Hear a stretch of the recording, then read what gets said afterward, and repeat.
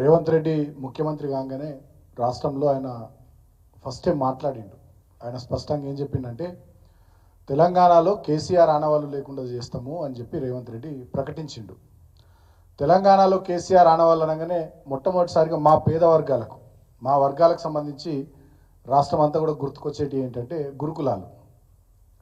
నేను కూడా మా బాలరాజు గారు కానీ కిషోర్ గారు కానీ చాలామంది కూడా ఈ పార్టీలో ఎదిగినటువంటి వాళ్ళు చాలామంది మేము గురుకులాల్లో చదువుకున్నాం. ఇందాక ప్రవీణ్ గారు చెప్పినట్టుగా నేను రుక్మాపూర్లో చొప్పదండి మండలం కరీంనగర్ జిల్లా అక్కడ నేను ఇంటర్మీడియట్ వరకు చదువుకున్నా.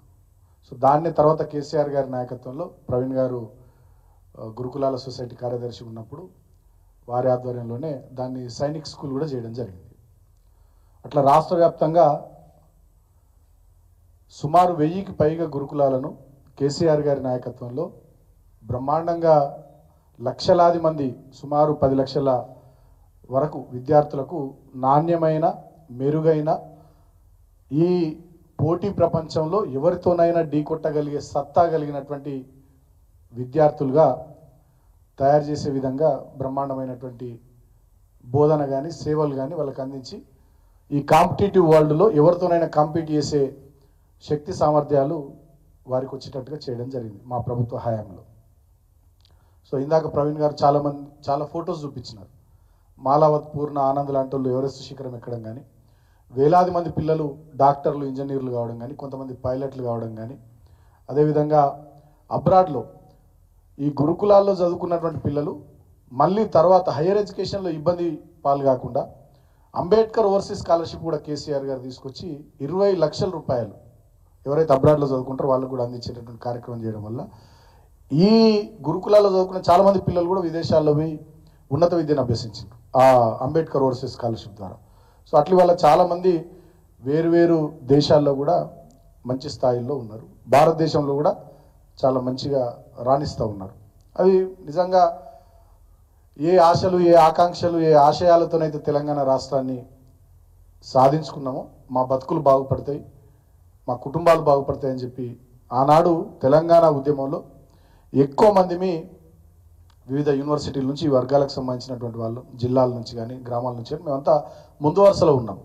మా ఆకాంక్షలు నిజంగానే నెరవేరేటట్టుగా కేసీఆర్ గారు 9.5-10 సంవత్సరాలు చాలా అవకాశాలు ఈ గురుకులాల ద్వారా ఈ పిల్లలకి ఇవ్వడం జరిగింది. నిజంగా చాలా గొప్పగా కేసీఆర్ గారు చేశారు, ప్రవీణ్ గారు చేశారు. ఇవాళ బాధాకరమైనటువంటి విషయం ఏంటంటే 9.5 సంవత్సరాల మా పాలన అట్లుంటే ఈ 9 నెలల కాంగ్రెస్ పాలనలో రేవంత్ రెడ్డి తన మార్కు చూపిస్తున్నాడు. తన ముఖ్యమంత్రి కాగానే మొదట చెప్పినట్టుగానే కేసీఆర్ ఆనవాళ్ళు లేకుండా చేస్తా అని ఆయన చెప్పినట్టుగానే ఇవాళ గురుకులాలన్నిటి కూడా నిర్వీర్యం చేసే కుట్రకు మొదటి రోజు నుండి ఆయన పూనుకున్నాడు.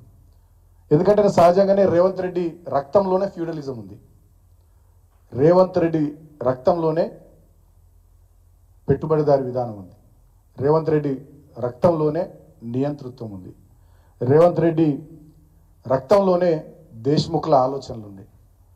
ఈయన ఒక నయా దేశ్ముఖ్ లాగా ఇవాళ తయారై బడుగు బలహీన దళిత గిరిజన వర్గాల వ్యతిరేకిగా మారిపోయి ఇవాళ ఆ వర్గాలు గొప్పగా ఈ గురుకులాల ద్వారా ఎదుగుతున్నారు కాబట్టి వాళ్ళని అణిచేసేటటువంటి కార్యక్రమం, ఆ గురుకులాల్ని నిర్వీర్యం చేయడం ద్వారా దెబ్బగొట్టే కార్యక్రమాన్ని పెట్టుకున్నాడు. అందుకనే మీరు గమనించినట్టయితే ఆయన ఒక ఉపన్యాసంలో చాలా స్పష్టంగా చెప్పిండు రేవంత్ రెడ్డి. ఏమన్నాడు?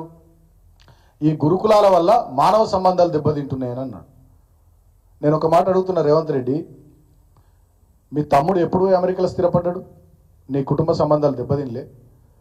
మీ కుటుంబాలకి వెళ్ళి మీ వాళ్ళు తరాలకు తరాలు పోయి విదేశాలలో ఉంటే చదువుకుంటే ఉద్యోగాలు చేస్తే అక్కడ స్థిరపడితే మీ కుటుంబాల్లో మానవ సంబంధాలు దెబ్బతినాయి, ఇంకా దగ్గర అవుతాయా? ప్రేమలు పెరుగుతాయా మీకు? అదే ఈ దళిత వర్గాలు, బడుగు బలైన వర్గాలు, గిరిజన వర్గాలు, మైనారిటీ వర్గాలకు సంబంధించినటువంటి ఈ కుటుంబాల నుంచి పిల్లలు ఉండి లేక ఉన్నత చదువులు చదువుకునే స్తోమత లేక ఊళ్ళల్లో ఆర్థిక పరిస్థితి సహకరించక అక్కడి వాతావరణం అనుకూలించక ప్రభుత్వం ఇచ్చినటువంటి ప్రోద్బలంతో పక్క నియోజకవర్గంలోనో పక్క జిల్లాలోనో పక్క మండలంలోనో గురుకులాల్లో చదువుకుంటే ఈ కుటుంబాల్లో మానవ సంబంధాలు దెబ్బతింటాయి. ఏం సిద్ధాంతం చెప్పినావు రేవంత్ రెడ్డి? అద్భుతమైన సిద్ధాంతకర్తవు, మానవ సంబంధాలకు సంబంధించిన అద్భుతమైన సిద్ధాంతకర్తవు నువ్వు. అంతకుముందు కూడా ఎవరు చెప్పుండరు ఇట్లా. అంటే బురద జల్లడం స్టార్ట్ చేసి ఒక థాట్ను ఫ్లోట్ చేసి తెలంగాణ సమాజంలో మెల్లగా మెల్లగా ఆ ఆలోచనను తీసుకొని పోతున్నాడు. గురుకులాల వల్ల మానవ సంబంధాలు దెబ్బతింటాయని ఒకవైపు, ఇంకొక వైపు గురుకులాలను నిర్వీర్యం చేసే ప్రయత్నం. అక్కడ ఆహారం చక్కగా పెట్టరు, భోజనం చక్కగా పెట్టరు, కలుషితాహారం తిని పిల్లలు చనిపోతుంటే పట్టించుకోరు, డాక్టర్లు ఉండరు, ఎవరు చక్కగా అక్కడ సహాయక సిబ్బంది ఉండరు, ఉన్న వాళ్ళకు జీతాలు ఇయ్యరు, జీతాలు ఆపేసారు. ఇప్పుడు ఇక పిడుగు లాంటి వార్త, నిన్న రాత్రికి రాత్రి పార్ట్ టైం లెక్చరర్లను సిబ్బందిని సుమారు 2000 పైచిలకు మందిని తొలగించారు. దానివల్ల సెంటర్ ఆఫ్ ఎక్సలెన్స్లు దెబ్బతింటాయి, మ్యూజిక్ కాలేజ్ దెబ్బతింటుంది, అదేవిధంగా 30కి పైగా రెసిడెన్షియల్ డిగ్రీ కాలేజీలు దెబ్బతింటాయి, మహిళా కాలేజీలు దేశంలో ఎక్కడ లేవు. బాబాసాహెబ్ అంబేద్కర్ 125వ జయంతి సందర్భంగా కేసీఆర్ గారు ఈ వర్గాలకు ఇచ్చినటువంటి గిఫ్ట్ అది, ఆ రోజు వారు అనౌన్స్ చేసిర్రు, అవి దెబ్బతింటాయి. సైనిక్ స్కూల్ దెబ్బతింటుంది, సైనిక్ కాలేజ్ దెబ్బతింటుంది. ఇట్లా మొత్తంగా తన చర్యల వల్ల, అంటే ఒక పద్మవ్యూహం లాంటి దాన్ని ఒకటి రచించి ఇవాళ మొత్తం రాష్ట్రంలో ఉన్నటువంటి గురుకులాల వ్యవస్థను నిర్వీర్యం చేసేటటువంటి